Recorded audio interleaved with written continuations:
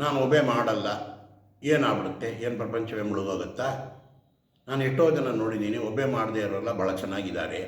ಇದು ಒಂದು ವಾದ.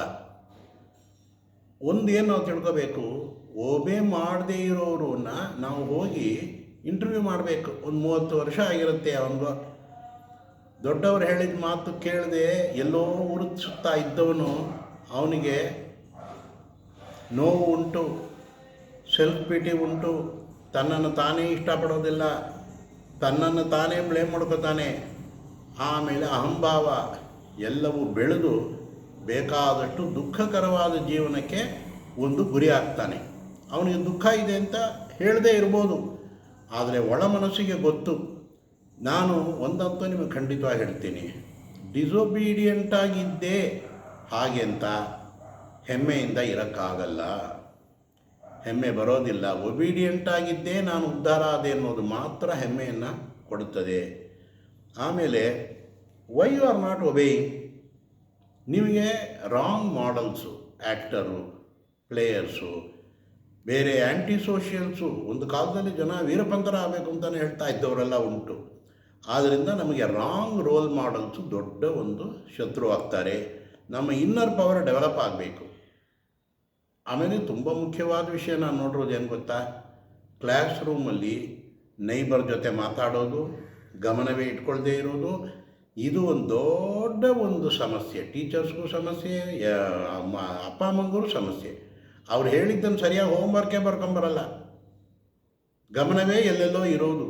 ಬೇರೆ ಏನು ಮಾಡದೆ ಹೋದರೂ ಪರವಾಗಿಲ್ಲ, ಟೀಚರ್ ಸಾಧಾರಣ ಟೀಚರ್ ಇದ್ದರೂ ಪರವಾಗಿಲ್ಲ, ಗಮನವಾಗಿ ಕೂತ್ಕೊಂಡು ಅವ್ರು ಹೇಳಿದ್ದನ್ನು ಬರ್ಕೋಬೇಕು. ಅಕ್ಕಪಕ್ಕದಲ್ಲಿರೋವನ ಹತ್ರ ಮಾತಾಡಬಾರ್ದು ರೀ, ಅದು ಒಂದು ಅಭ್ಯಾಸವನ್ನು ಕಲಿಸ್ಬೇಕು. ಇದು ಇಲ್ಲಿ ಅಲ್ಲ, ದೊಡ್ಡ ದೊಡ್ಡ ಕಂಪನಿಗಳಲ್ಲೂ ಕೆಲಸ ಮಾಡ್ತಾರೆ, ಅಲ್ಲೂ ಕೂಡ ಮಾತಾಡಿ ಹಾಳು ಮಾಡಿಬಿಡ್ತಾರೆ.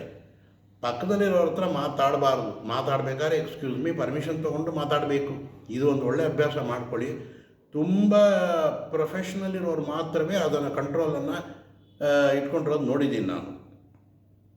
ಆಮೇಲೆ ಒಬೀಡಿಯನ್ಸ್ ಬಗ್ಗೆ ಏನು ತಪ್ಪು ಕಲ್ಪನೆ ಎಲ್ಲರಿಗೂ, ಅದು ಸ್ಲೇವರಿ, ಅದು ಅಜ್ಞಾನಿಗಳು, ಯಾರೋ ಮುಟ್ಟಾಳರು ಮಾಡೋದು. ಆಮೇಲೆ ನಮಗೆ ಸಂತೋಷವೆಲ್ಲ ಹೋಗ್ಬಿಡುತ್ತೆ ಸರ್, ಆಮೇಲೆ ನಾವು ಯಾವಾಗ ಎಂಜಾಯ್ ಮಾಡೋದು, ಬೋರ್ ಆಗುತ್ತೆ, ಸುಮ್ಮನೆ ಕೂತ್ಕೊಂಡು ಅದೇನು ಕೇಳೋದು, ಅವ್ರ ಮಾತನ್ನು ಕೇಳೋದು. ಆಮೇಲೆ ನಮ್ಮನ್ನು ನೀವು ಬಲಿಪಶು ಮಾಡುತ್ತಾ ಇದ್ದೀರಾ, ನಮ್ಮನ್ನು ಸಪ್ರೆಸ್ ಮಾಡ್ತೀರಾ ನೀವು. ನಮಗೆ ನೋಡಿ ಎಂಥ ಶಾಪ ನೋಡಿ, ಇಲ್ಲಿ ನಮ್ಮ ಇವ್ರಿಗೆ ಹೇಳಿದ ಮಾತು ಕೇಳ್ಕೊಂಡು ಬಿದ್ದಿರಬೇಕು ನಾನು. ಇದು ವಿಷ ಬೀಜ. ಇದು ಒಬೀಡಿಯನ್ಸ್ ಅನ್ನೋದು ಅಮೃತ ಅನ್ನೋ ಜ್ಞಾನ ಚೆನ್ನಾಗಿ ಮನಸ್ಸಿಗೆ ತಿಳಿಸ್ಕೋಬೇಕು. ಅದಕ್ಕೋಸ್ಕರ ನಾನು ನಿಮಗೆ ಇಷ್ಟು ಉದ್ದ ಪ್ರವಚನ ಹೇಳ್ತಾ ಇರೋದು ನಾನು. ಯಾಕೆಂದರೆ ನೋಡಿ ನಮಗೂ ಸಾಕಾಗೋಗ್ಬಿಟ್ಟಿದೆ.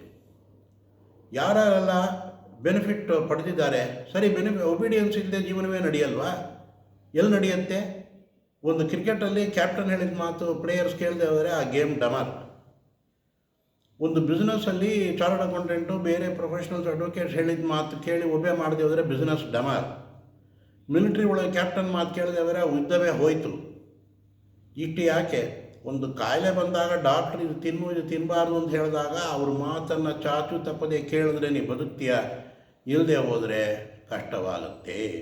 ಸೊ ಒಬೀಡಿಯನ್ಸ್ ಏನು ಅವಮಾನಕರವಲ್ಲ, ಎಲ್ಲರೂ ಒಬೀಡಿಯಂಟ್. ನಮಗಿಂತ ದೊಡ್ಡವ್ರ ಜೀವನದಲ್ಲಿ ಎಷ್ಟು ದಿವಸದ ತನಕ ಇರ್ತಾರೋ ಅಷ್ಟು ತನಕ ನಾವು ಒಬೀಡಿಯಂಟಾಗಿ ಇರಲೇಬೇಕು.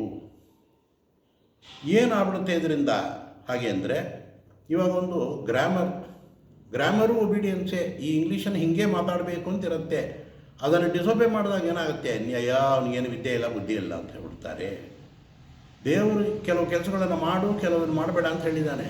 ಅವನು ಹೇಳಿದ್ದನ್ನು ಹೇಳಿದ್ದನ್ನು ಮಾಡಲ್ಲ ಅಂದರೆ ನೀ ಪಾಪಿ ಆಗ್ತೀಯ, ನರಕಕ್ಕೆ ಗುರಿ ಆಗ್ತೀಯ ಅಂತ ಹೇಳ್ತಾರೆ. ಒಂದು ಕುಟುಂಬದಲ್ಲಿ ಒಂದು ಹೌಸ್ ವೈಫ್ ಒಳ್ಳೆ ಗಂಡನ ಮಾತನ್ನು ಚಾಚು ತಪ್ಪದೆ ಕೇಳಿದಾಗ ಮಾತ್ರ ಆ ಸಂಸಾರ ಉದ್ಧಾರ ಆಗೋದು. ತನ್ನಿಚ್ಛೆಯಂತೆ ಅವಳು ನಡೀತಾ ಕೂತಿದ್ರೆ ಆ ಸಂಸಾರ ಯಾವತ್ತೋ ಒಂದು ದಿವಸ ಒಂದು ಪಾತಾಳಕ್ಕೆ ಬೀಳುತ್ತೆ. ಅದೇ ಥರವೇ ಯಾವ ಒಂದು ಸ್ಟೂಡೆಂಟು ತನಗಿಂತ ಉತ್ತಮರ ಮಾತನ್ನು ಕೇಳದೆ ಒಬೀಡಿಯನ್ಸ್ ಫಾಲೋ ಮಾಡದೆ ಇರ್ತಾನೋ ಅವನು ಒಂದು ಕಡಿಮೆ ಸಂಬಳದಲ್ಲಿ, ಕಡಿಮೆ ವರಮಾನದಲ್ಲಿ ಕಷ್ಟಪಡಬೇಕಾಗತ್ತೆ. ಇದನ್ನು ಮನಸ್ಸಲ್ಲಿ ಇಟ್ಕೋಬೇಕು.